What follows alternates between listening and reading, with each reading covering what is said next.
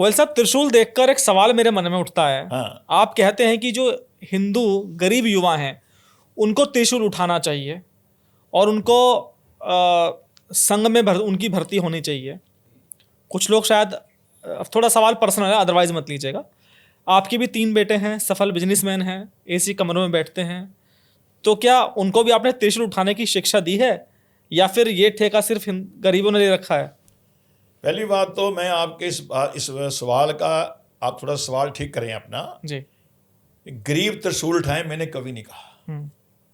मेरा आह्वान है कि देश का हर हिंदू शस्त्र उठाए।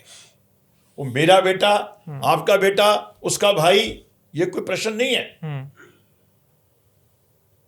हिंदुओं को अपना मान सम्मान बचाने के लिए, भारत भारत रहे, जो पीएफआई का एजेंडा है 2047 में भारत को गजवाई हिंद बनाने का, उसको कोई मोदी नहीं रोक सकते खाली, उसको योगी नहीं रोक सकते खाली। अगर उसको रोकना है और हमारी आने वाली पीढ़ियां भी सिर उठा करके सम्मान से जिए, उसके लिए हर हिंदू को खड़ा होना पड़ेगा।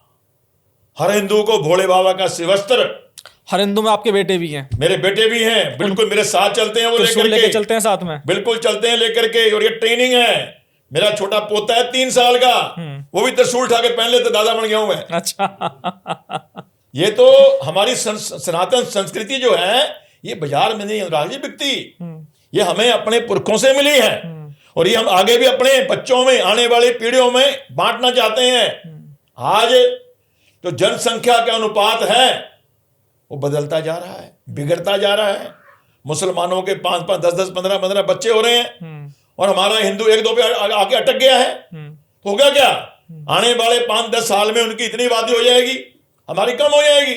लोकतंत्र में तो वोटों गिनती होती है। लेकिन सरकार का एक डेटा कहता है कि जो मुसलमानों की प्रजनन दर है वो अब धीरे धीरे गिरती जा रही है। नहीं गिरती जा रही। अभी थोड़े दिन पहले माननीय मोहन भागवत जी का एक बहुत बड़ा उन्होंने चिंतन किया है। मोहन भागवत जी हमारे संघ के संघ चालक हैं, सरसंघ चालक हैं, जो एक लफ्ज भी बोलते हैं बड़ा नाप तोल के, सोच समझ के बोलते हैं। उन्होंने बहुत गहरी स्टडी करने के बाद उनको ये बात बोलनी पड़ी कि हिंदुओं के घरों में भी कम से कम 3-3 बालक होने चाहिए। और जो ये रेशो चल रही है, अगर ऐसे रेशो चलती रही, आने वाले समय में वो लोग इतने हो जाएंगे और हम ऐसे हो जाएंगे। तो इसलिए भारत भारत रहे, भारत हिंदू राष्ट्र हो।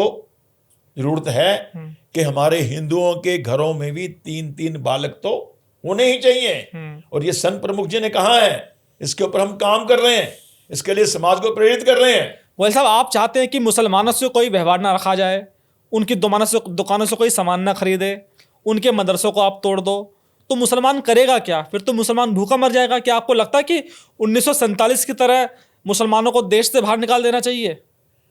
पहली बात तो यह है, 1947 में किसी ने मुसलमानों को देश से बाहर नहीं निकाला था। मुसलमानों के नेता जिन्होंने जिद करके देश के टुकड़े करवाए और अपने लिए पाकिस्तान माना। जो लोग यहां रहना चाहे वो यहां रहे, जो जाना चाहे वो गए। मगर उस वक्त जो लगभग 2 करोड़ थे, आज वो 20-25 करोड़ का आंकड़ा पार कर चुके हैं। उनकी इतनी पॉपुलेशन बढ़ गई है। इसलिए बढ़ गई है, यहाँ की सरकारों ने, यहाँ की सरकार ने उनको हर तरह की सुविधाएं दी। मगर दुर्भाग्य से इतनी सारी सुविधाएं लेकर के, पल के फल के, डॉक्टर बन के, प्रोफेसर बन के, इंजीनियर बन के इस देश को ही जलाने का, खत्म करने का षड्यंत्र रच रहे हो, ये कैसे बर्दाश्त होगा? ये कैसे बर्दाश्त होगा? ये बर्दाश्त से बाहर है बात।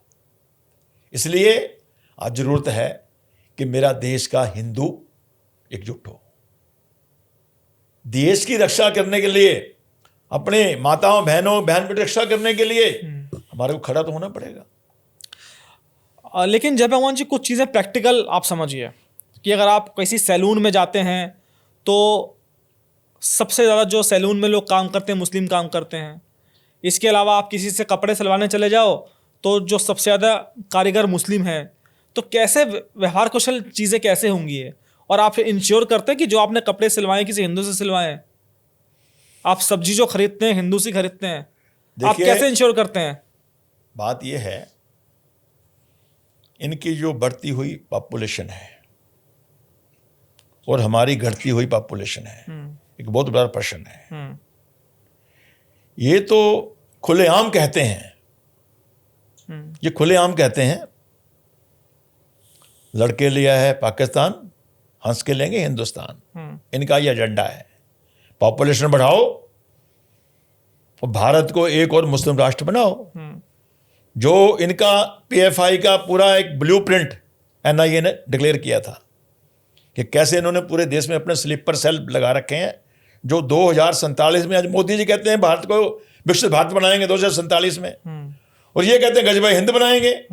और जो ये सारा नेटवर्क पकड़ा जा रहा है, निष्कर्ष पकड़ा जा रहा है इनका सारा, डॉक्टरों का, प्रोफेसरों का, इंजीनियरों का, क्या क्या काम कर रहे हैं, ये कहीं ना कहीं लगता है कि सारा पीएफए का एजेंडे के अनुसार ही काम हो रहा है। तो ऐसे में हमारे देश के हिंदू समाज को, जो इस देश के मूल नागरिक हैं, जो इस देश के सही में अगर कहें वासी हैं, जिनका ये देश है, आज अगर हम आप खुले में सांस ले रहे हैं, इसलिए ले रहे हैं कि देश हिंदू बहुल देश है, और जहां जहां भी इनकी आबादी बढ़ी है, इन्होंने उस देश में दूसरे संप्रदाय के लोगों का जीना हराम कर दिया है।